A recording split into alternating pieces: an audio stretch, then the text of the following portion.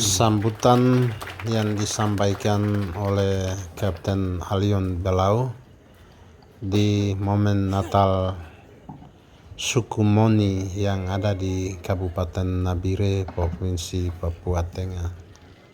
Selamat malam semua. Selamat malam. Puji Tuhan.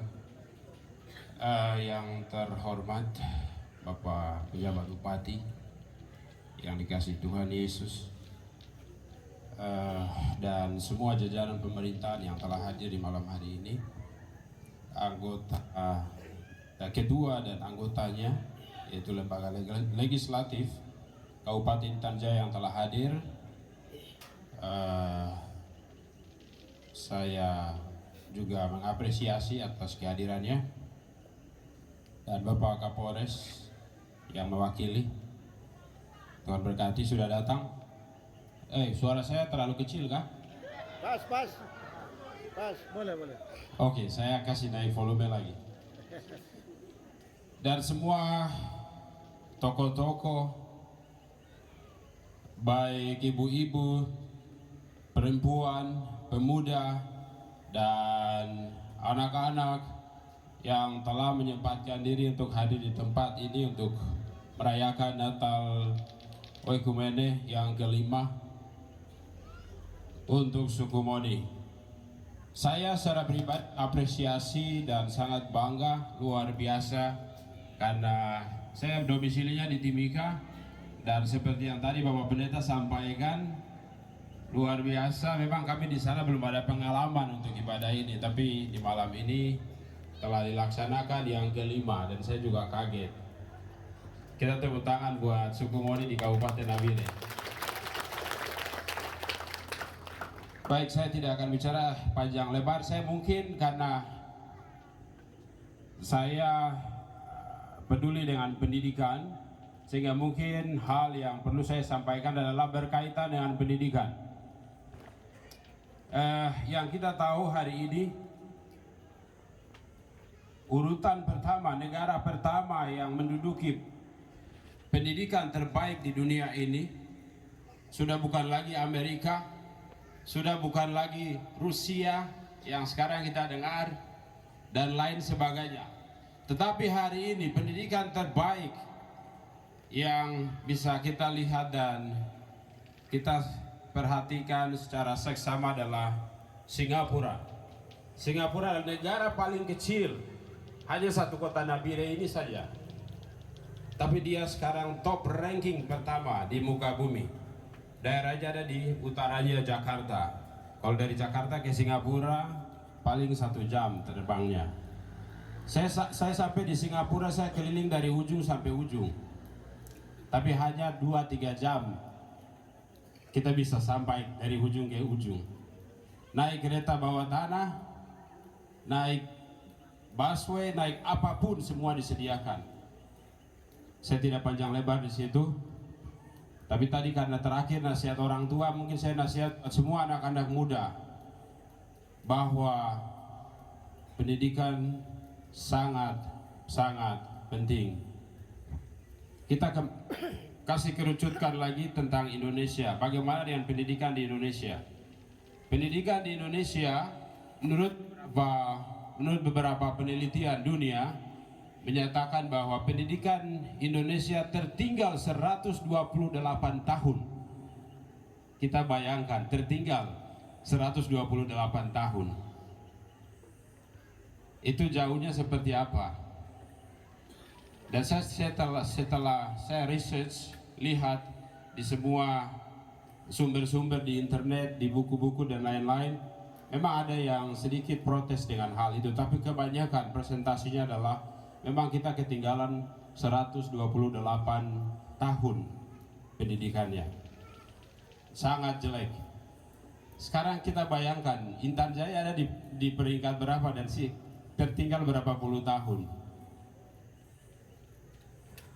Ini menjadi renungan kita sama-sama bahwa Singapura yang hanya daerah kecil itu, dia bisa menjadi top nomor 1 pendidikan terbaik di dunia.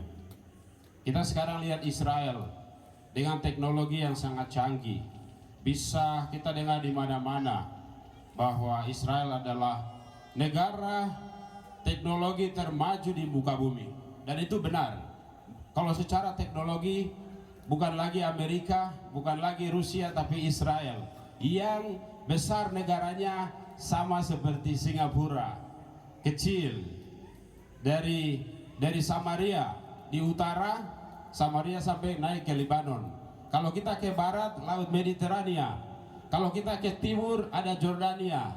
Kita ke selatan, ada tanah Negev sampai turun ke Mesir. Dan Israel adalah tanah yang sangat kering. Di Negev, kalau kita lihat di Google, di Negev paling selatan, itu dataran paling kering dan tidak ada rumput satupun. Tapi hari ini menjadi hutan lebat dan luar biasa. Karena apa? Tuhan tidak sengaja menempatkan orang-orang di tempat yang menurut kita susah, menurut kita tidak bisa, menurut kita padang pasir, menurut kita tidak ada air. Tapi dengan keadaan kondisi daerah seperti itu, Israel hari ini memimpin teknologi terbaik di muka bumi ini. Bagaimana dengan Intan Jaya?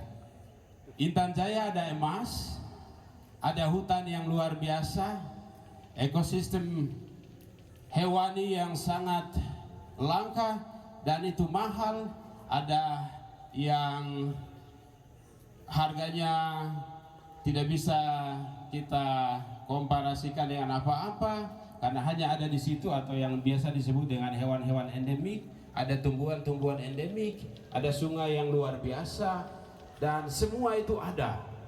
Tapi kenapa kita tertinggal? Ini menjadi bahan pertimbangan kita bersama. Saya pikir setelah saya kerja masuk ke daerah-daerah, hampir seluruh Papua saya keliling.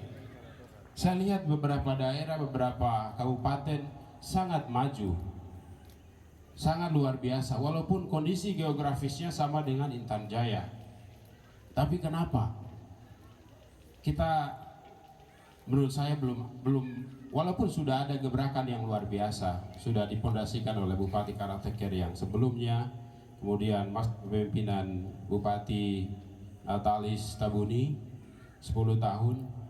Tapi saya belum puas karena menurut saya pendidikan adalah yang terutama dan pertama. Pendidikan yang merubah pola pikir, pendidikan yang merubah sebuah daerah, pendidikan yang merubah masa depan keluarga. Saya pikir itu nanti bapak-bapak, ibu-ibu bisa merefleksikan secara pribadi. Hari ini saya mau bilang bahwa poinnya kenapa pendidikan tertinggal, karena yang pertama kita kekurangan dalam bidang sains, kemudian membaca. Setelah saya lihat dari semua research yang ada, penelitian yang ada, hanya 2, kita kurang membaca. Kadang kita membaca, tapi poinnya membaca itu apakah kita mengerti semua teks yang ada di dalam itu, atau hanya membaca terus tiba-tiba hilang. Itu satu. Yang kedua adalah kita kuasai bidang sains.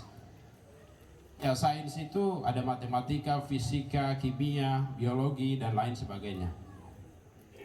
Itu yang mereka sampaikan, bukan tidak termasuk dengan bahasa Inggris, karena bahasa Inggris itu bagi mereka biasa.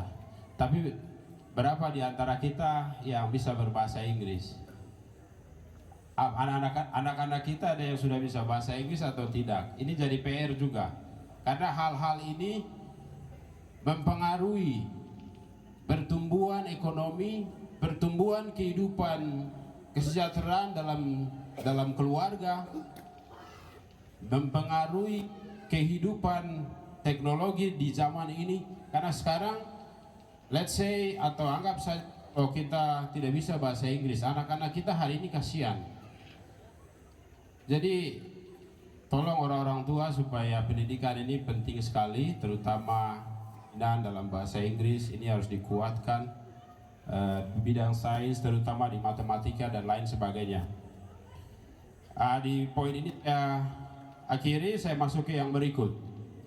Saya hari ini saya hari ini sudah kuliah lagi. Saya kuliah di Universitas Internasional Papua yang semuanya basisnya bahasa Inggris. Dalam hanya anak-anak Papua, hanya satu yang dari Lombok.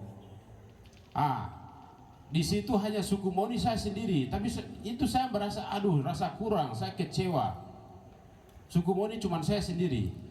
Sebenarnya saya juga tidak mau masuk, tapi Universitas Internasional, dan saya tidak pernah bilang saya mau kuliah. Tapi karena saya pikir Universitas Internasional, kenapa tidak ada anak-anak Moni? Saya diskusilah sama Pak Tabuni. Universitas ini milik atau pendirinya adalah Pak Samuel Tabuni. Untuk masalah hari ini adalah tidak ada anak-anak Moni di dalam. Nah, ini menjadi tugas dan tanggung jawab buat kita semua. Saya mungkin melanjutkan satu pesan dari Pak Samuel Tabuni. Beliau butuh 50 orang anak-anak asli dari Kabupaten Intan Jaya.